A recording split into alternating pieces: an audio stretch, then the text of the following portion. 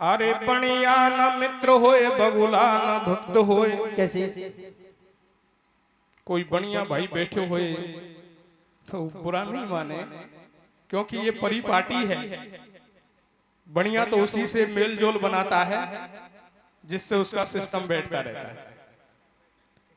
बणिया न मित्र होए बगुला न भक्त होए, और काग नहीं हंस होए पिंजरा पड़ाए से। कामी नहीं जति होए गण का नहीं सती होए, रोगी कहना जोर होए दूध घी खवाए से। बरसाने ने फूल देख मूर्ख को नहीं होए चेत, और राम से न लागे हेतु बिना ज्ञान गाये से। कहे शिव राम कहूँ गीदड़ न संग होत, गधा नहीं गाय होत गंगा के नवाए से।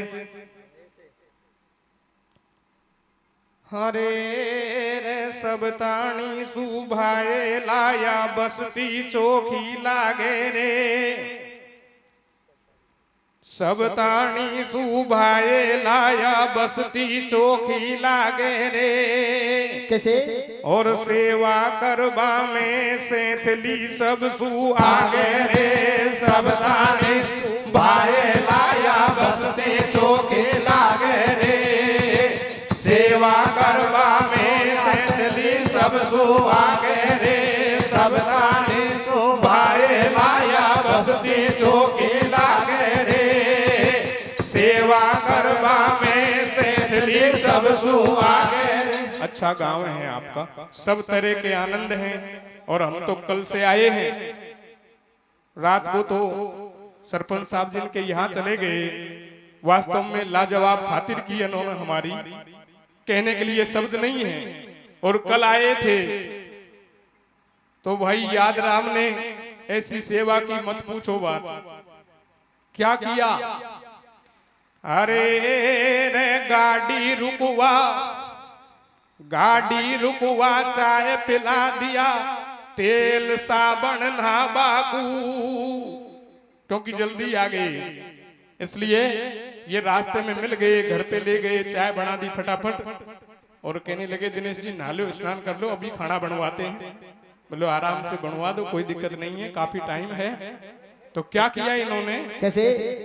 कि गाड़ी रुकवा चाय पिला दिया, तेल साबन ना बाकू, और कर दिया देसी का पिरावठ हमको खावा को। गाड़ी रुको साबन दे दिया हमको नाबा को, कर दिया देसी का पिरावठ हमको खावा को। गाड़ी रुकवा चाय पिला दिया, तेल साबन नाबा को, कर दिया देसी का पिरावठ हमको खावा को। अच्छी सेवा करी है आप लोगों ने, बहुत अच्छी बात है। अब आपको गीत सुना रहे हैं।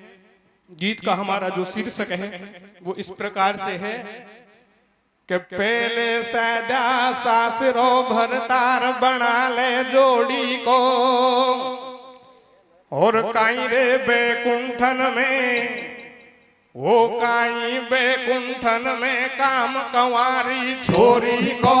पहले सदा सासरो भरतार बना ले जोड़ी को, काई बैकुंठन में काम कंवारी छोरी को। पहले सदा सासरो भरतार बना ले जोड़ी को, काई बैकुंठन में काम कंवारी छोरी को। सज्जनों, आप प्रसंग सुन रहे हैं सती नर्मदा। ये नर्मदा कौन थी? स्वयंभू मनु शत्रुपा के एक बेटी हुई थी जिसका नाम था देवहूति। देवहूति की शादी मनु ने कर्दम ऋषि के साथ कर दी गई थी। सज्जनों, कर्दम ऋषि और देवहूति के एक पुत्री पैदा होती है जिसका नाम था नर्मदा बाई। कर्दम ऋषि अपने आश्रम पर भगवान के अनन्य प्रकार की गुण गाथा और कथाएं सुनाते रहते थे। एक दिन आश्रम पर सत्संग चल रहा था तो कर्दम ऋषि ने सत्संग में माता अनसुईया के बारे में बताया और कहने लगे अनसुईया मैया जैसी तीनों लोकों में कोई सतवंती स्त्री नहीं है जिसने अपने पति की सेवा से पतिव्रत धर्म से सृष्टि के तीनों कर्ता ब्रह्मा विष्णु महेश को 6-6 महीने के बालक बना दिया और स्वर्ग मोक्ष वैकुंठ की सैर करने लगी। सज्जनों ये बात नर्मदा को जम गई, अच्छी लगी, क्योंकि नर्मदा भी अपनी माता जी के पास में बैठ के पिताजी का सत्संग सुनती थी। नर्मदा विचार करती है मैं भी माता अनसुईया के पास जाऊं और उनसे कहूं मैया आप जिस तरह से स्वर्ग मोक्ष वैकुंठ में घूमती हैं ये वैकुंठ धाम में भी देखना चाहती हूं। ऐसा मानस बना लेती है। माता पिता को छोड़ के चित्रकूट पे अनसुईया मैया के पास जाने लगी। मैया कहने लगी बेटी अब तू जवान हो गई, तू हमको छोड़ के कहां जा रही है, हम तेरी शादी करेंगे और जवान लड़की का घर से बाहर निकलना अच्छा नहीं होता। सज्जनों माता पिता की बात को नहीं मानती है और उनकी बात का उल्लंघन करके चित्रकूट पे माता अनसुईया के पास आ गई। कहने लगी मैया मैं आपकी सेविका हूं, आपकी सेवा करूंगी, पूजा करूंगी, लेकिन जिस तरह से आप स्वर्ग मोक्ष वैकुंठ में घूमती हैं ये वैकुंठ धाम में भी देखना चाहती हूं। मैया अनसुईया समझ गई, कहने लगी बेटी नर्मदा तू बहुत भोली है, तुझे पता नहीं तू तेरे घर को छोड़ के मेरे पास क्यों आई, मेरी सेवा करने से तुझे वैकुंठ नहीं मिलने वाला, तू तेरे घर पे ही रहती, तेरे मैया बाबा से तेरी शादी करवाती और शादी करवा के तू पति की सेवा करती तो तुझे निश्चित वैकुंठ धाम मिल जाता, क्योंकि ये तो पतिव्रता स्त्रियों के लिए ही सुलभ होता है। अब मेरी सेवा करने से कुछ नहीं बनेगा, तू तेरे घर पे ही जा बेटी, तेरी शादी करवा ले और शादी करवा के तन मन से पति की सेवा करना, मैं देखती हूँ तुझे वैकुंठ कैसे नहीं मिलता है। तो सज्जनों क्या कहती है मैया अनसुईया नर्मदा से, हारी पेल सजा सासरो भरतार बना ले जोड़ी को, कैसे कैसे और काई बैकुंठन में काम कंवारी छोरी को, पेल सजा सासरो भरतार बना ले जोड़ी को, काई बैकुंठन में काम कंवारी छोरी को, पेल सजा सासरो भरतार बना ले जोड़ी को, काई बैकुंठन में काम कंवारी छोरी को। चित्रकूट से चल दई गई पिता के पास। माता अनसुईया की बात मान के नर्मदा फिर से अपने घर पे आ जाती है और क्या होता है, क्या होता भैया, चित्रकूट से चल दई गई पिता के पास, हाथ जोड़ के नर्मदा करन लगी अरदास, करन लगी अरदास मात सुन बानी, मैं चित्रकूट पे गई मिली ऋषि रानी, मोह दियो ज्ञान उपदेश बोल मृदुबानी, पतिव्रता धर्म की सारी कथा बखानी, नारी को एक ही धर्म और नहीं दूजा, तन मन से कर जो पति देव की पूजा, सुन अनसुईया की बात बगद के आई, मेरे करो सगाई भ्याव सुनोरी माई। सज्जनों मैया के पास पहुंच गई और कहने लगी माता अब आप मेरी फटाफट शादी कर दो, मैं पति की तन मन से सेवा करूंगी, क्योंकि माता अनसुईया ने मुझे पति की सेवा करना बताया है, पति की सेवा से ही नारी को वैकुंठ धाम मिल जाता है, सारी शक्तियां निहित हो जाती हैं, इसलिए अब आप मेरी शादी कर दो। सज्जनों माता ने मना कर दिया, बेटी जब हम तेरी शादी कर रहे थे तो तू हमसे रुष्ट होके गुस्सा खा करके अनसुईया के पास चली गई, तेरे पिता तो तेरे से बहुत गुस्से में हैं क्योंकि तेने उनकी एक बात नहीं मानी और अब कहती है कि मेरी शादी कर दो, तेरी शादी कभी नहीं करने वाली। तो सज्जनों मैया बेटी से क्या कहती है,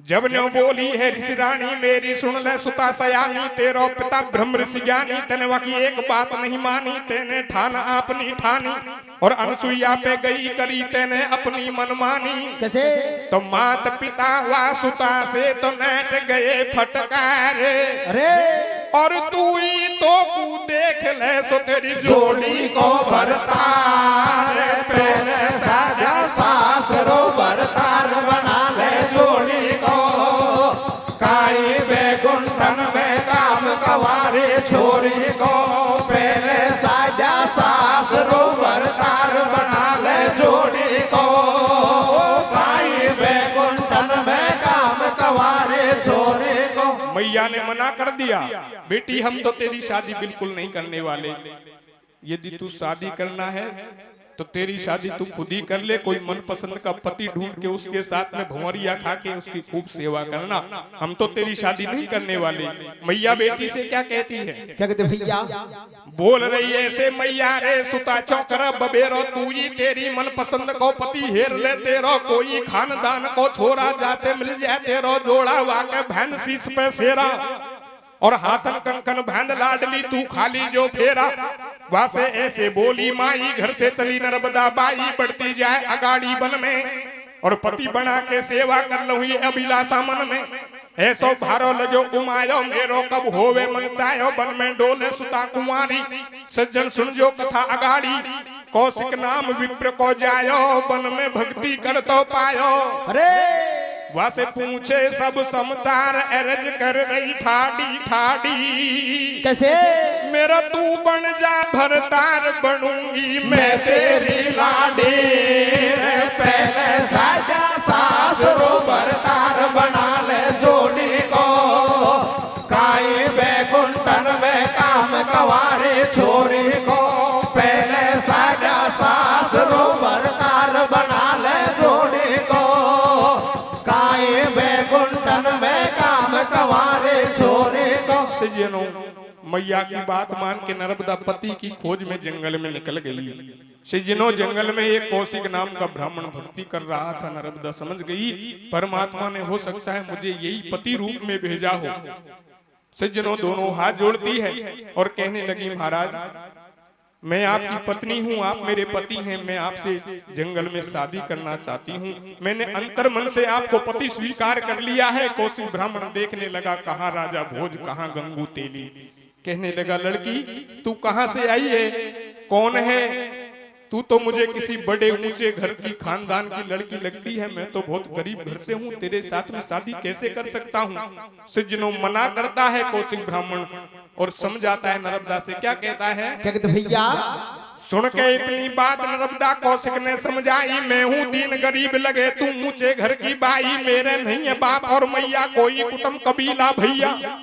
पहले भीख मांग के लाऊं, पीछे रोटी करके खाऊं, मुंह पे पेट भरे नहीं मेरो, कैसे काम चलेगो तेरो। मेरा घर में का खावेगी और मुंह से शादी करके तू जीवन भर दुख पावेगी। कहने लगा, लड़की मैं तो भगवान की भक्ति करके जीवन का गुजारा कर रहा हूँ, मेरे से अकेले से खुद का पेट नहीं भर सकता। शादी के बाद में तो दो हो जाएंगे, दो का गुजारा कैसे करूंगा, मैं तेरे साथ में शादी नहीं करता। सज्जनों, मना कर दिया, लेकिन आप सब लोग ज्ञानी हैं, जानते हैं बार बार फूंक मारने से तो गीला भी जल जाता है।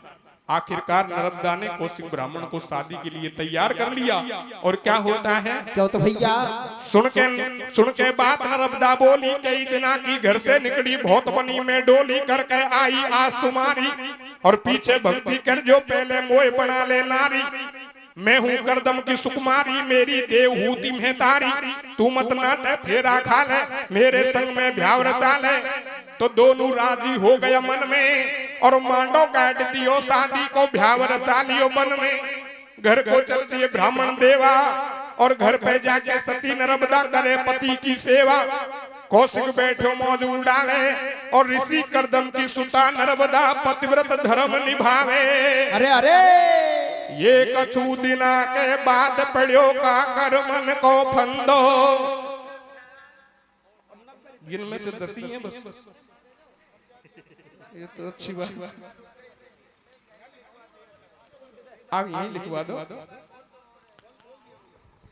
और ये 10 का रोड़ा मत छोड़ो, मोटो मामलो आवा दो, कहीं दिक्कत। देखिए, बीच में मैंने बताया भी था कि बीच में डिस्टर्ब न करे कथा को। जिसको भी देना है इनाम देना, हमने यहाँ पर बिठा रखा है, उसको कैशियर को दे दीजिए, कोई दिक्कत नहीं। चलो चलो चलो। ये कछु दिना के बाद पड़ियो का कर मन को फंदो। कैसे कैसे? वा कोडी हो गो विप्र भयो, दो नैनन से अंधो। पहले साजा सासरो भरतार, बना ले जोड़ी को, काई बैकुंठन में काम कवारे छोरी को। पहले साजा सासरो भरतार, बना ले जोड़ी को, काई बैकुंठन में काम कवारे छोरी को। नर्मदा कौशिक ब्राह्मण के साथ शादी करके कौशिक ब्राह्मण अपनी पत्नी नर्मदा को घर पे लेके आ गया।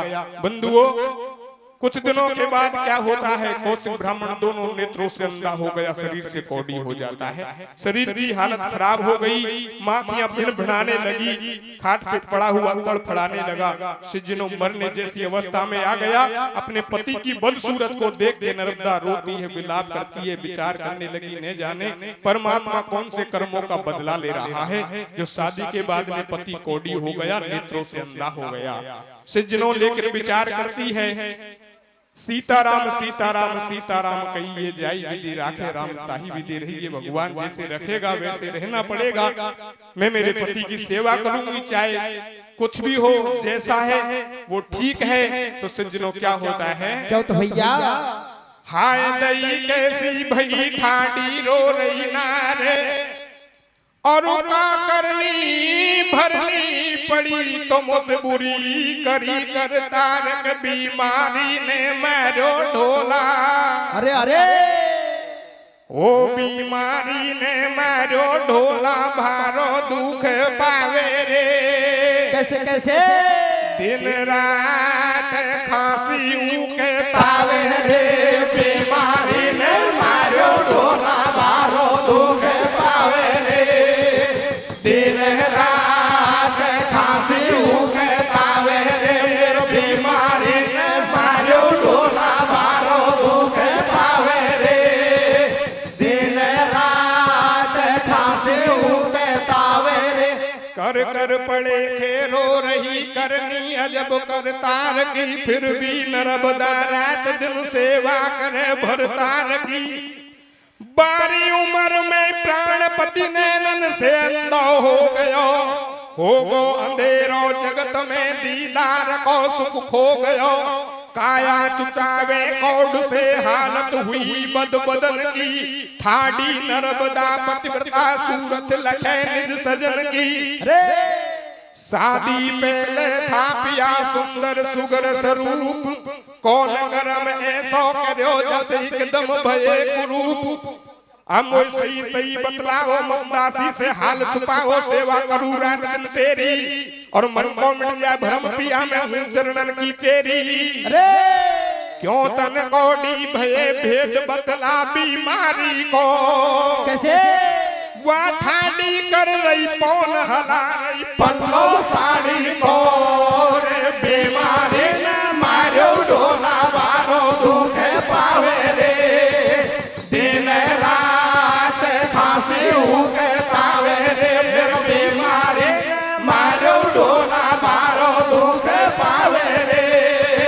दिन रात खांसी के तावे रे। बंधुओं, नर्मदा अपने पति की सेवा करती है। एक दिन पूछने लगी, महाराज सही सही बताओ, आप शादी के बाद में कौड़ी क्यों हो गए, दोनों नेत्रों से अंधे क्यों हो गए? आपने कोई ऐसा गलत कर्म तो ना कर दिया ताकि उसका फल भोग रहे हैं? सज्जनों, कौशिक ब्राह्मण अपने मन की बात को नर्मदा से छिपाने की कोशिश करता है। नर्मदा समझ गई ये कोई ना कोई मेरे से जरूर कोई ना कोई बात छिपा रहे हैं। कहने लगी, महाराज चिंता मत करो, मैं आपकी पतिव्रता घरवाली हूँ। पतिव्रता का ये नियम होता है, चाहे पति कुछ भी कहे वो पति की बात का कभी बुरा नहीं मानती है। आप बताओ तो सही। कौशिक ब्राह्मण समझ गया ये मेरी पतिव्रता घरवाली है, और पतिव्रता का ये नियम होता है, चाहे पति कुछ भी कहे वो पति की बात का कभी उल्टा जवाब नहीं देती है। हो सकता है मेरे मन की बात में नर्मदा को बता दूं। तो सज्जनों, एक दिन कौशिक ब्राह्मण क्या कहता है, क्या कहते भैया, कौशिक बोलो हे प्रिया सुनो लगा के कान, करनी तो भरनी पड़े यम कहा करे भगवान, जो जैसी करनी करे वो वैसो फल पाए। कैसे, और बोवे पेड़ बमूल को सुबम आम कहाँ से आए, बीमारी ने मारो ढोला, बारो दुख पावे रे।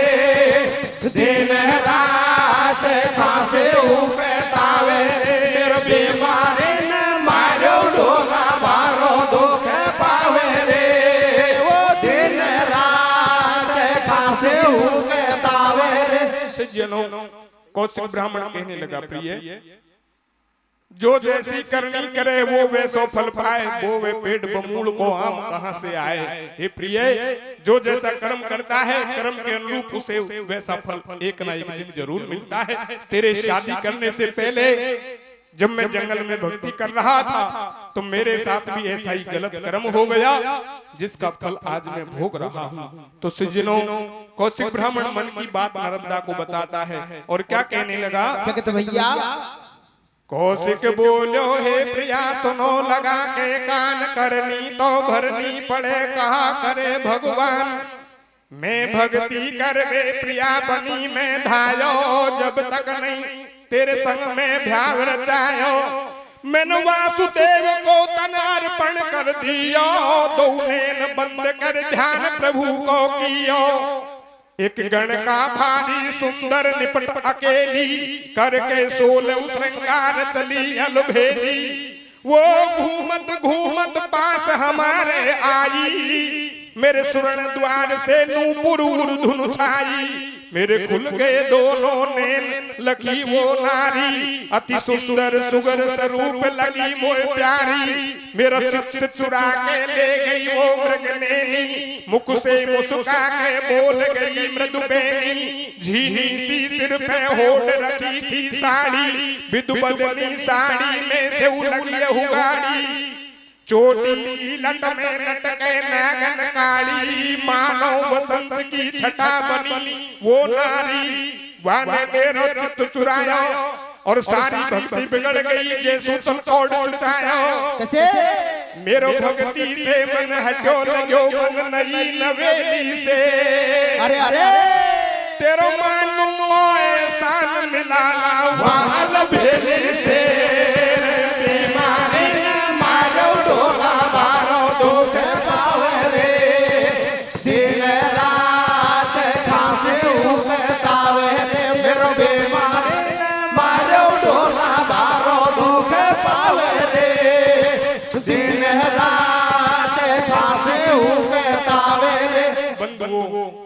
कौशिक ब्राह्मण कहने लगा, हे नर्मदा, जब मैं जंगल में भक्ति कर रहा था तो एक गण का वेश्या 16 श्रृंगार बना के सज धज के तैयार हो के घूमती घूमती जंगल में मेरे पास आ गई। उसकी घुंघरुओं की पायलों की आवाज को सुनकर के मेरे दोनों नेत्र खुल गए।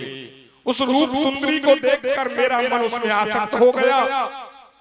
मैं आज भी उस सुंदरी को चाहता हूँ, ये बात तेरे से छिपा रहा था, लेकिन तू मेरी पतिव्रता घरवाली निकली इसलिए मैंने ये मन की बात बताई है। अब मैं उस गणका से वेश्या से मिलना चाहता हूँ, तुम मुझे मिला करके लाओ।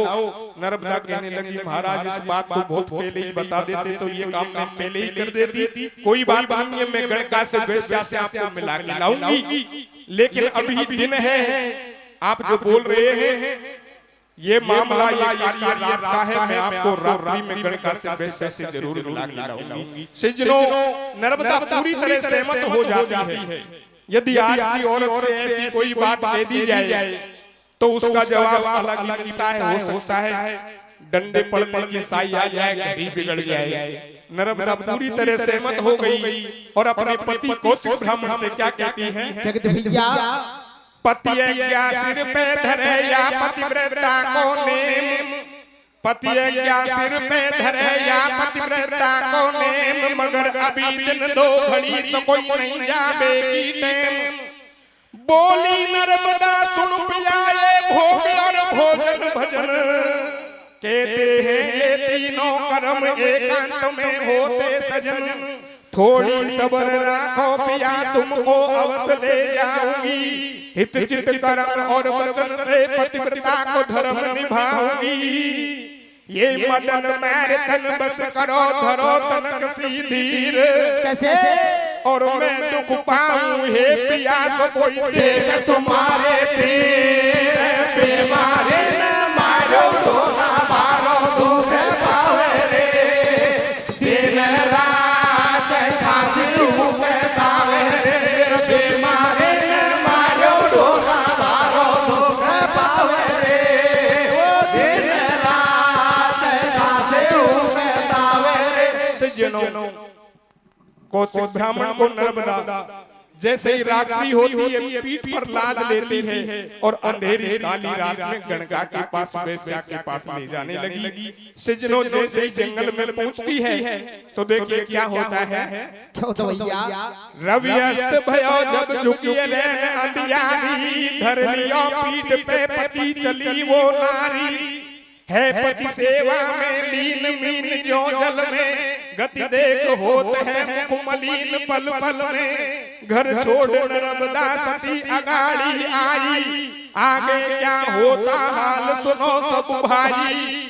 अगाड़ी चौराया सो आयो, वह चौराहे पर पांडव ऋषि को सूली पे लटकायो, होवे दर्द बहुत शीशा मग में चली नर्मदा जावे, सुनी रात कौन है बन में, सोचे सती नर्मदा मन में। अरे ये रुक ले वे श्वास समझ नहीं आवे मेरी में, कैसे कैसे?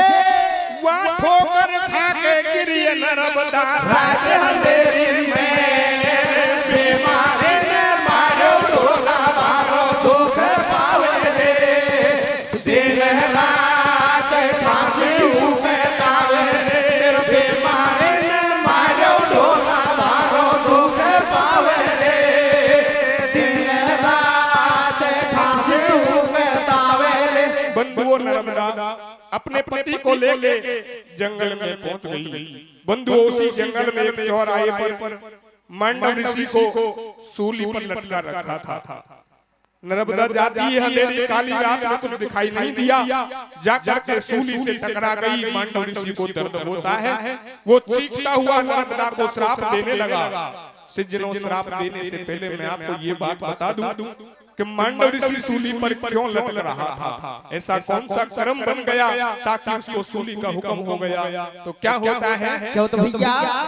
थी रात अंधेरी चार चोर घर से चोरी कर लाए और चोरी काले माल साथ वो मांडव कुटिया पे आए। साधु का ध्यान समाधि में नहीं, चोरों से कोई चारा वे चोर बैठ कर कुटिया में कर रहे माल का बंटवारा।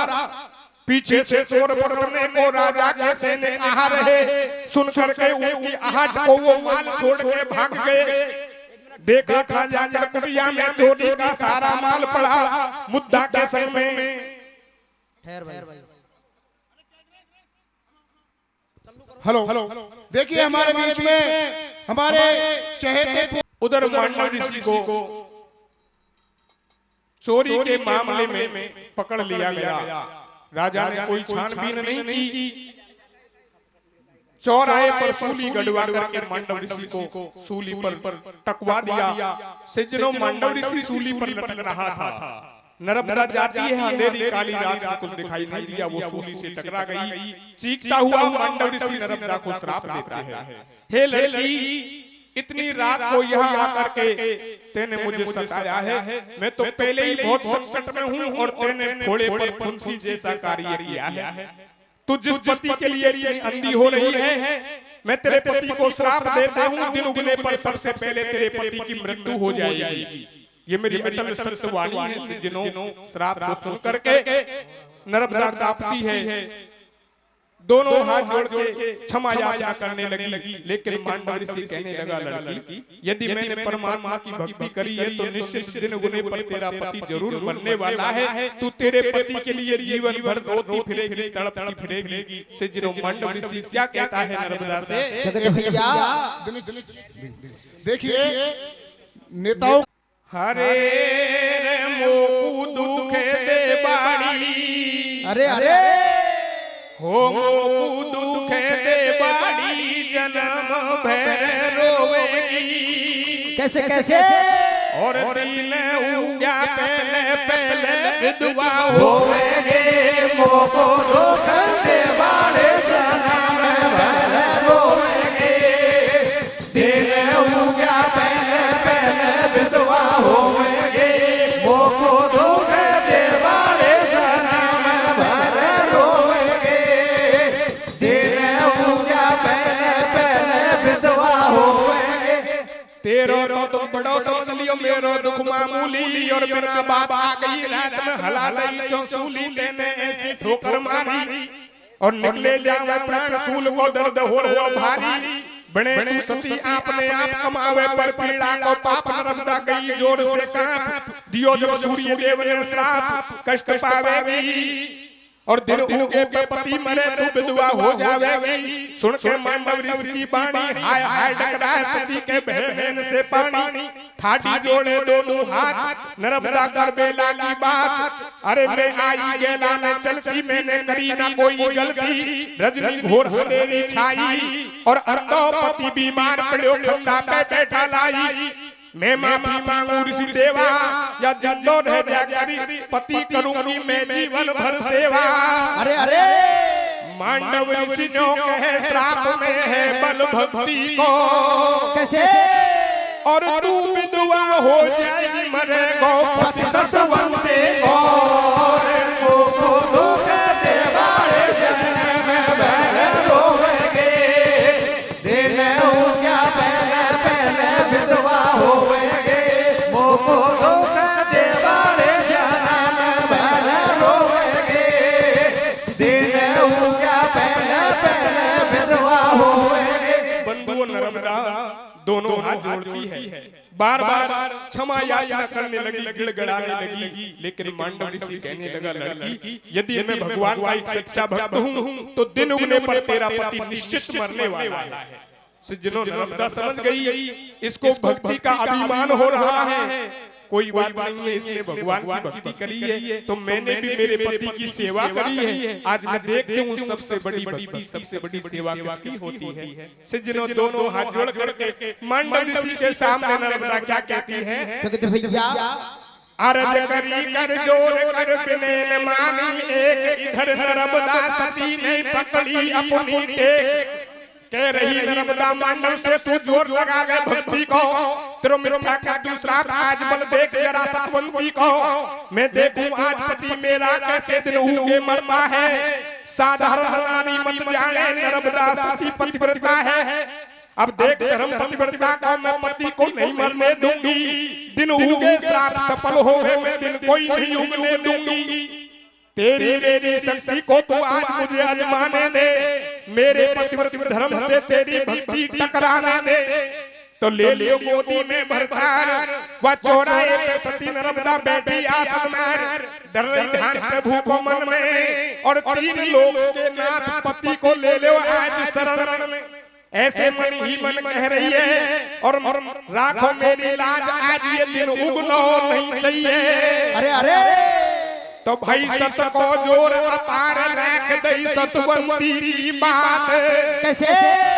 और दिन उग्यो हथ न भई छे महीना लंबी रात मोको लोक देवारे जन्म भर रोवेगे दिन उग्या पहले पहले विधवा होवेगे मोको लोक देवारे जन्म भर रोवेगे दिन उग्या पहले पहले विधवा होवेगे बंधुओं नर्मदा कहने लगी हे प्रभु यदि मैंने मेरे पति की तन मन से सेवा करी है तो आप सुबह उदय होने से बंद हो जाना सज्जनों सूर्य भगवान उगने से बंद हो गए रात्रि लंबी हो जाती है सृष्टि में हाहाकार मचने लग जाता है तो सज्जनों देखिए मृत्यु लोक में क्या होता है क्या होता भैया रात बई 6 मास की सुनो सजन दे ध्यान पतिव्रता के जोर से नहीं उगे सूर्य भगवान जब सूर्य भगवान उगने से बंद हो गए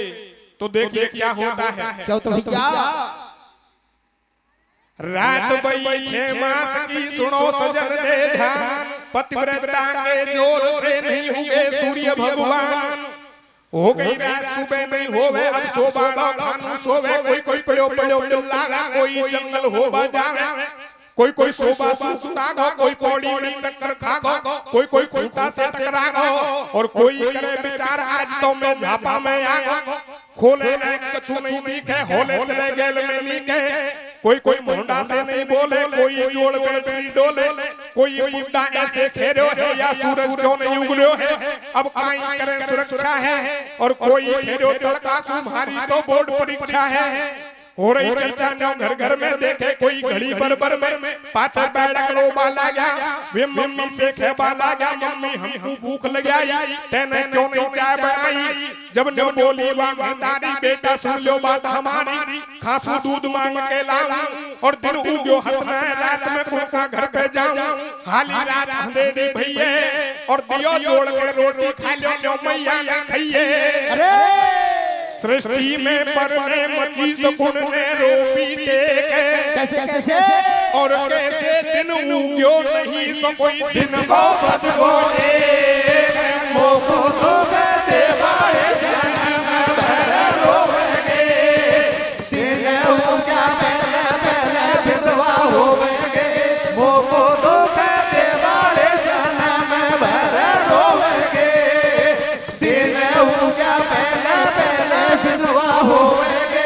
प्यारे बंधुओं जब सृष्टि नष्ट होने लग गई हाहाकार मचने लग जाता है सारे देवता ब्रह्मा जी को लेकर के मृत्यु लोक में नर्मदा के पास आते हैं सज्जनों ब्रह्मा जी कहने लगा बेटी नर्मदा अब तो बहुत हो गया सूर्य भगवान को उगने का आदेश दो ये सृष्टि नष्ट होती जा रही है सज्जनों नर्मदा खड़ी हो गई और कहने लगी महाराज मैं सूर्य भगवान को उगने का आदेश कभी नहीं दूंगी क्योंकि सूर्य भगवान के उगते ही मेरा पति मरने वाला है मैं ऐसा काम कभी नहीं करूंगी ब्रह्मा जी कहने लगे बेटी नर्मदा तू बड़ी भोली है तुझे पता नहीं सूर्य भगवान के उगने पर तेरा एक पति मरेगा और यदि सूर्य भगवान नहीं उगे तो पैटो ही साफ हो जाएगा न जाने कितने पतियों की मृत्यु हो जाएगी इसलिए बहुत हो गया है सूर्य भगवान को उगने का आदेश दो फिर भी नर्मदा मना करती है तो सज्जनों देवता क्या विचार करते हैं क्या करते भैया चली नहीं ब्रह्मा जी की एक सखी ने पकड़ी भारी टेक